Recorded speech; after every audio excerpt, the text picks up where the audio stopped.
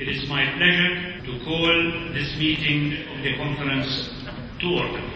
It is a tremendous honor for Indonesia to host the second session of the conference at the state parties of the United Nations Convention Against Corruption. Ladies and gentlemen, corruption is a communicable disease within and across countries.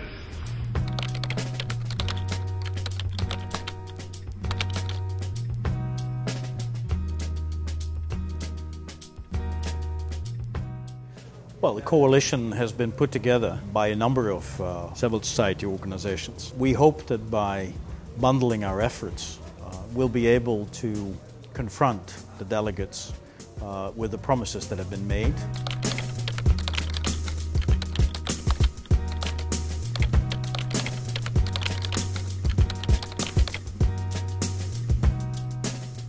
One is the need to have review mechanisms.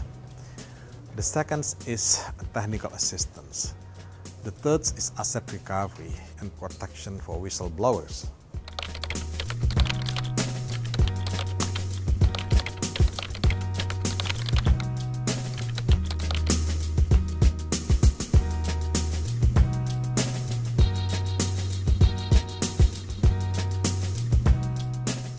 Clear monitoring mechanism that is compulsory and that actually across the board can measure to what extent countries are actually implementing the various commitments that they've made under the UNCAC itself.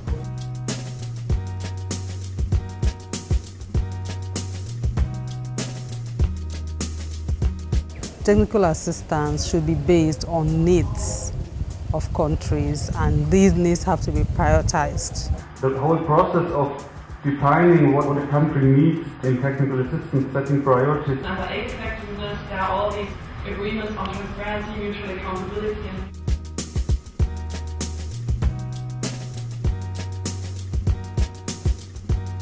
I want to see proposals that are going to come out of this conference that are going to lead to more assets being recovered now. Mechanism for reporting, recording and acting on misstatement of anti-corruption activists.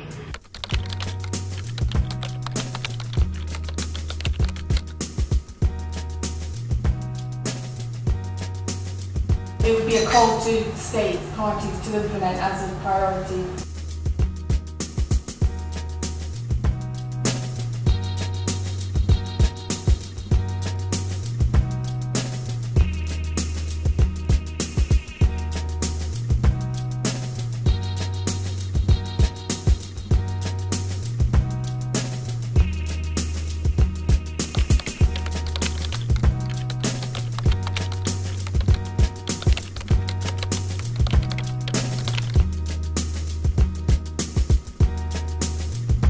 We launched the National Parallel Checklist Reports, responses to the checklist that UNODC circulated to governments to fill out. And we circulated it to our chapters and said, why don't you fill it out too?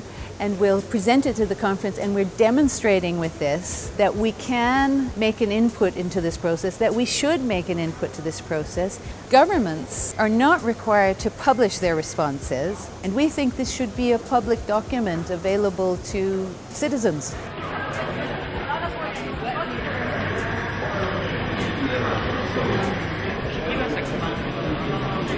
We come here with some suggestions, with some ideas for being shared. We've made some plans and some strategy which can be adjusted if we get more information. Press work is not an end in itself. It's part of this overall concept of advocacy and trying to create change. So the communications work is there to support advocacy, but also to inform it, not just to communicate with the mass media, but also to help each of us in our direct personal dealings with delegates and the people we may come across here. Talking about our position on monitoring mechanism, on asset recovery and technical assistance, on what the role of civil society should be, whistleblower protection. The Monitor is an almost daily newsletter produced by the Coalition of Civil Society Friends of UNCAC and delivered to the delegates. They're still getting used to the idea of talking to civil society. You know, some people came up to us and said, "Why I proposed this, my country proposed this or that. Why are you not saying anything?" Even if it is a criticism, that means that they're paying attention, that it is important to them. And we hope that this has helped conveying our message to the delegates. Providing daily blog entries, taking photos that are illustrating your activity, your issue. We have to have it fresh, punchy. Just so that we all know that the blog is used to put up our thoughts, but everybody can access the blog. So internal strategy, discussion, that stuff doesn't go on the blog. Monitoring developments in the discussions, that includes note-taking in the meetings we are allowed to go into. You need to take notes. Keep track of systematically of government positions. When members of civil society groups have red badges, they can go into the informal consultations that are closed to civil society. So I have attended all the meetings so far. And those are the discussions where everybody's taking positions that they don't want the public to know about.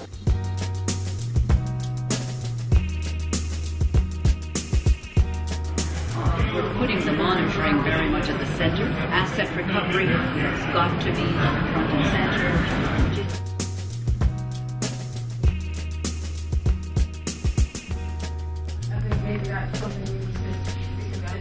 There is a concern that the resolution on technical assistance that has been sponsored by France could smack of the conditionality.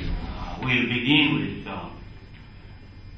sharing of some experiences by our experienced whistleblowers who have shown exemplary dedication and commitment.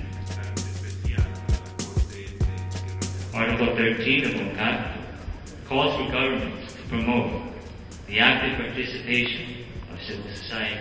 We urge the conference to seize the opportunity to translate the ambition of the UNCAC into concrete actions and to undertake the following.